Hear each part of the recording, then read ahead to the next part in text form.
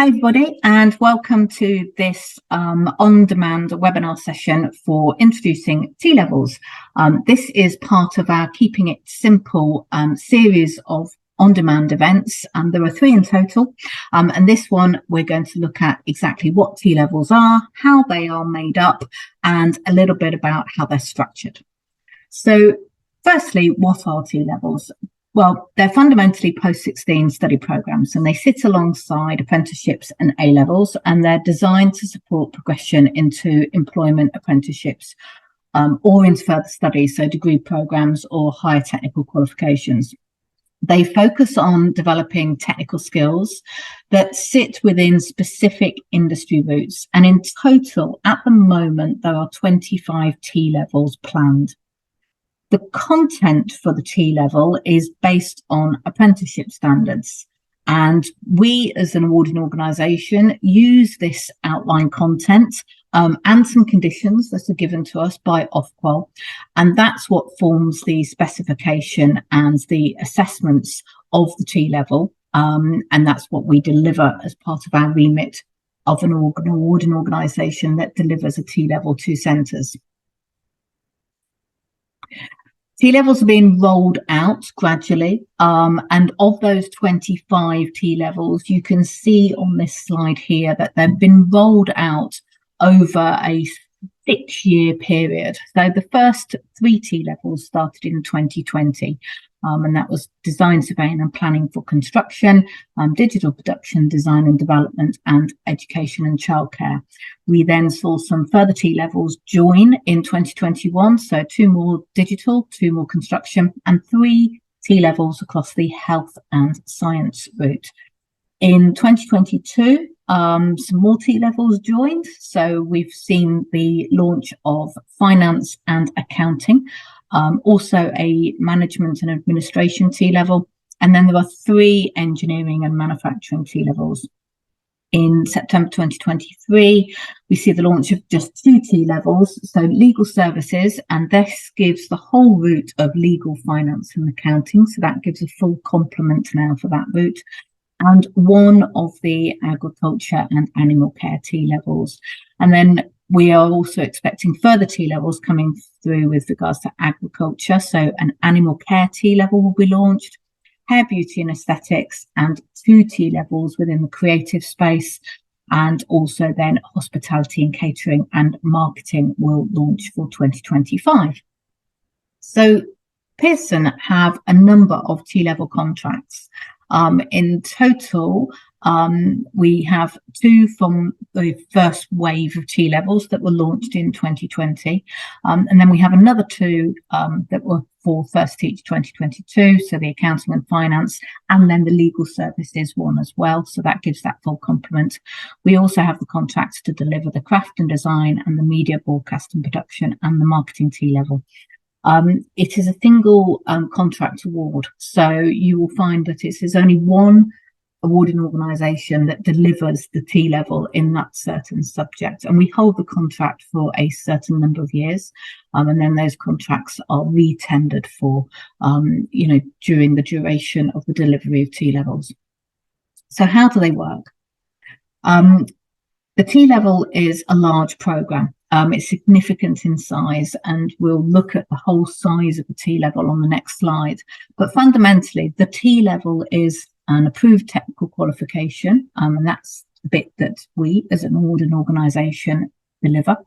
And that gives the technical knowledge and practical skills against that specific industry, so that rollout of T-level subjects that I've just gone through. There's also an industry placement of at least 315 hours, and this is associated with the T-level that the student is doing. So it's got to be specific to the occupation that the T-level focuses on. And as I said, it's 315 hours. Now that's as a minimum. Some T-levels might have more than that.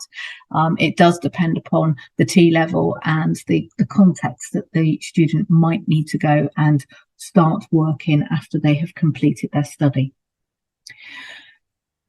So I've talked about the outline content a little bit that we get given from the Institute for Apprenticeships and Technical Education, and this is what's aligned against the apprenticeship standards. And this is what we use to create the technical qualification. Now, this is just an example of what a technical qualification looks like. We've taken this example from our from our design, surveying and planning for construction T-level. They're substantial. So you can see here that it's split into two components. There's a core component and then an occupational specialism. The core component on this slide here, you can see is 600 guided learning hours, and the occupational specialism is also 600. So it's a 50-50 split. So in total, you're looking at the equivalent size here of roughly about 3 A levels. So they are substantial in size. They're big qualifications and they have a lot of assessment attached to them. Just to focus a little bit on the core. So the core, as I said, is 600 guided learning hours, and that is where students will start to learn about the knowledge and some of the skills that go right across the route. So for construction, you might see them learning knowledge and skills that go across design and surveying. It might go across on-site construction, and it will also go across building services engineering. They are assessed in a very specific way, and this is part of the conditions that are given to us via Ofqual. They must have an external examination and they must have an employer set project. Because of the amount of content that sits in this component, we've actually got 2 exam papers. And you can see here, both of them are 2.5 hours in duration, and they are both equal to 1/3 of the overall grade for this particular component. Then likewise, the employer set project also picks up the final 1/3. But as you can see here from the employer set project, it's a longer project task-based approach. So it's this example here is 15.5 hours. That's assessed in a window. So it's much more like a task project that is assessed. It's still done under controlled conditions. It's not an internally set assignment. It is set by the exam board, and it's also marked by us as well.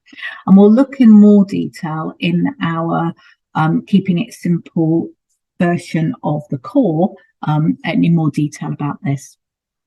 The occupational specialism, as I said, is again 600 guided learning hours, and for this example it equates to again half of the T-level. For construction, so in this example here, there are 4 occupational specialisms. Now T-levels will have different numbers of occupational specialisms. The minimum obviously is 1, but it can be actually as many as 7. Students only take 1 specialism. They don't do, for example, here all 4. They only would take 1. And that could be the student deciding, or it could be based on how your curriculum works. That's what you offer in your centre, based on your local environment, the resources that you have, and access to expert teaching staff, etc. So the occupational specialism is where the student will really get to grips with developing technical skills for the particular occupation that they want to focus on. Again, there's a big chunky assessment attached to this. It's a single assessment. It's again marked and set by us. And in the main, that is the case for most technical qualifications as part of T-levels. And again, it's a big chunky assignment delivered in a window. So it's a bigger version really of your employer set project. But now this is looking at the performance outcomes that sit within the occupational specialism. So the occupational specialism is graded past merit and distinction. The core is graded A star to E.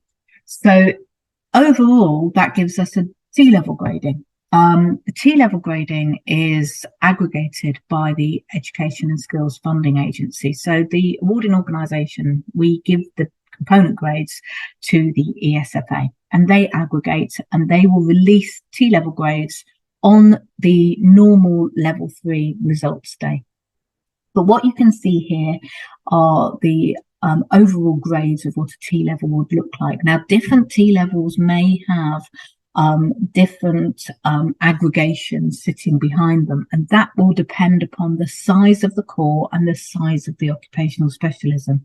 But what you see on the screen here is the aggregation for currently all of Pearson's T-levels. But there is a link in the slide there that takes you to a full lookup table where you can look up other combinations. So what you can see here is that the core is down on the left-hand side, and then the occupational specialisms are running across the top. And then that gives you the aggregation of the overall T-level. So if a student, for example, got an A star in the core and a distinction in the occupational specialism, they'd get a distinction star for their T-level. If they got a C in the core and a merit for the occupational specialism, they'd get a merit for the overall T-level. This then equates into UCAS points. So UCAS points are allocated to T-levels, and they are basically equivalent to the same equivalent UCAS points as what you would get for 3 A-levels, as you can see here. So if that student got their distinction star, as I mentioned earlier, they would get 168 UCAS points, and that's the equivalent to gaining 3 A stars at A-level. There have been some slight changes with regards to UCAS points. So this is to support students that partially achieve a T-level. So maybe they just pass the core, or maybe they just pass the occupational specialism. Either way, they must complete that industry placement that I talked about. But if they completed a specific element of it, then obviously they have points allocated to the component they passed with that completion of the industry placement. So just a little bit more about the industry placement. This part of the T-level is managed by the Department of Education. So awarding organisations who deliver the technical qualification, we're not responsible for the industry placement. We've got at Pearson some support materials that can help you, because we as an employer help centres and we offer industry placements, but we don't monitor or manage the industry placement as part of a T-level. As I said, as a minimum, it's 315 hours. And it needs to be in the industry environment that's linked to the T-level occupational specialism and the route. And the idea behind the placement is this is where a student will really get to grips with the occupation. They'll start to learn more about the skills that are needed in there. They'll start to practice those skills. They'll apply the skills that you've taught them in the classroom, and they'll start to build what we refer to as threshold competence. Within their industry placement, they are allowed up to 25 hours of taster. So what this means is that if you were, for example, allowing students to choose their occupational specialism, they could have a taster with an employer to grasp some knowledge with regards to maybe what specialism they might like to pursue. They can also have up to 2 employers for their placement. And SEND learners can have up to 105 hours of their placement on your on-site facility. So, for example, if you were running the education and childcare T-level and you have an on-site nursery, SEND learners could access that on-site nursery as part of their placement. The most up-to-date details with regards to industry placement are always on the DFE website. So it's really important just to bookmark that page. And they've got lots of resources on there, lots of guidance for centres, and lots of guidance for employers as well. We've also got some further support generally with regards to T-levels. So for every T-level, we have a T-level web page and then a dedicated technical qualification page. And each technical qualification has a qualification description and a student journey and a brochure and a poster to support initial advice and guidance and recruitment.